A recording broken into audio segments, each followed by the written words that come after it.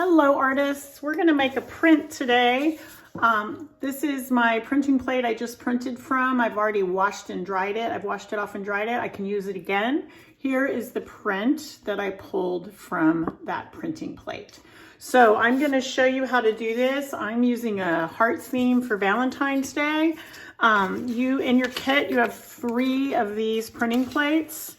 You have a couple sheets of paper. You can tear them in half like this, cut them in half, or you can cut them in half and then fold them, and then you can make a card, really whatever you want. This process works best on a heavier paper, usually a watercolor paper, because they're gonna be wet. So here's your printing plate. You've got to kind of decide what you want to draw. I'm gonna do a heart. You can't erase once you start drawing into your printing plate. So if you make a mistake, it becomes part of your composition and you need to just make it work.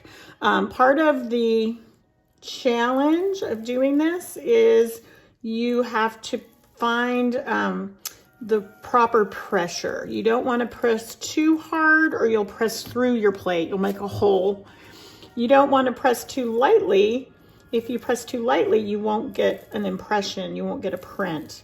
So I'm just trying to go in. You should be able to feel the texture of your lines that you're making. Everywhere that I am making a line with my pencil is going to be white on my print. Okay. So another thing to think about, I want to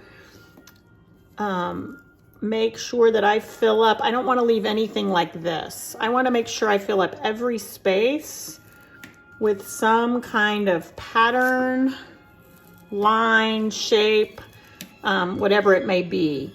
Another thing is, if you decide to write a word, it's going to print backwards. So say I wanted to write the word love. I need to write it backwards. So we're going to just do an experiment with that. We're going to put the word love right here, and you can see I just wrote it backwards. That's an easy word to write backwards. And I'm still going to put some texture in here. I'm just going to make some dots around that so that it's full. Maybe I'll do some spirals here. Okay. And if your pencil's too sharp, you will start going through your printing plate. So make sure your pencil's not, it needs to be a little sharp, but not like so sharp that you're gonna poke through. So I'm gonna put some spirals here. Let's see, how about some wavy lines here? I'm gonna go ahead and turn the video off and fill my printing plate up, and then I'll come back and show you how to do the color part. All right, I have my printing plate all filled with lines and shapes, pattern. Now I'm going to color it. So I think in the middle, I'm gonna do my checkerboard.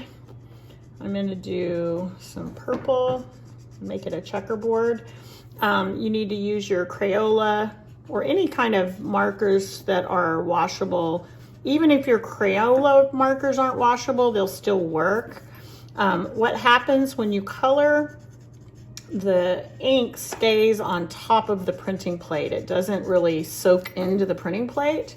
And so when we go to make our print, this color will come off onto whatever paper we print on. Now, one thing you do need to be aware of is you need to be very careful. If you rub your hand across like this, you're gonna smear that ink because it's just sitting right on top of the printing plate. It's not soaking in. So be really careful as you're coloring that you're not swiping your hand across the surface. All right, I'm gonna finish coloring and then come back and show you how to print. All right, you can see that I colored every section of my heart print. I put patterns and lines on every section. I colored every section. Now it's time to print. So I'm going to take my half sheet of paper. I'm going to take my nice little spray bottle that I think I got for $2 at Dollar General. If you don't have one of these, you know, take a bottle, something like this from home that's almost empty. When you're finished, rinse it out, fill it with water, and this works fine as well. But it works better if you spray than if I've tried to do it with paint and painting water on, and it tends to get too much water. So spray is definitely the way to go. So you're just gonna go up, up, up, just spray it. All right, and now I'm ready to make my print. I'm just going to go straight down and press. It's always a good sign if you see a little bit of color coming out of the edge, because you know your color's coming off onto your paper. Now I'm gonna peel it up. It's kind of like a stamp too. Sometimes all your color won't show. It'll look like a stamp, and see, like right here. And that's part of the beauty of this process, is you get this really cool stamp texture.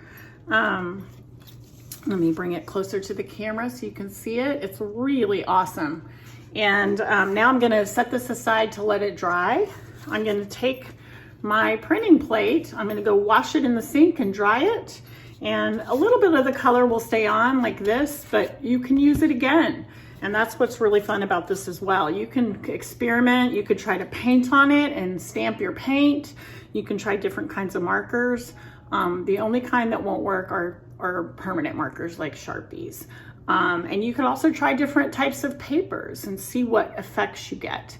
So have fun with it. And if you want to send me examples of your artwork, you can send them to the email address listed in the video. Thanks a lot and have fun creating.